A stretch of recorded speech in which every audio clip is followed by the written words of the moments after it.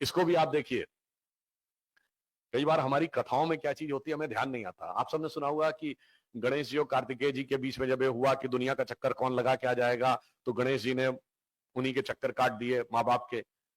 इसका सिर्फ social meaning नहीं है, हमारे यहां माना गया है माता और पिता जो हैं वो उस आद्य शक्ति, यानी जो प्रकृति और पुरुष की संकल्पना है वेदों में, सांख्य दर्शन में, ये उसके प्रतीक है।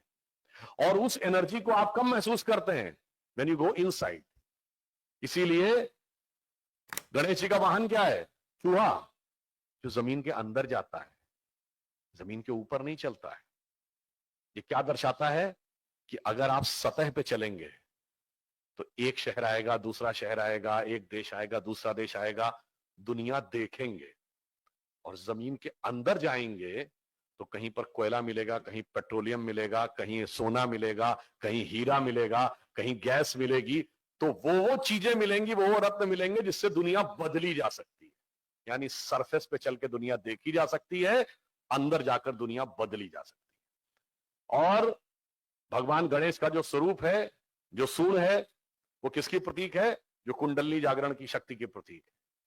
इसीलिए कहा जाता है ना कि वो जो उनको आठों सिद्धियां उनके साथ हैं, वो जो जो आप आठों चक्रों का भेदन करते हैं, मूलाधार, स्वादिष्ठान, अनाहत, आज्ञा चक्र तक पहुंचते पहुंचते वो सारी सिद्धि प्राप्त होती है।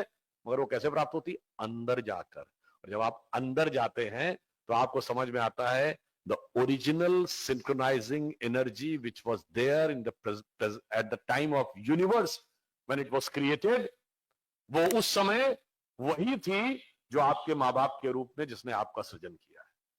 तो इसलिए जब आप उस एनर्जी का चक्कर काटते हैं, इसका मतलब वो सारा यूनिवर्स वहीं पर आकर रखा हुआ है।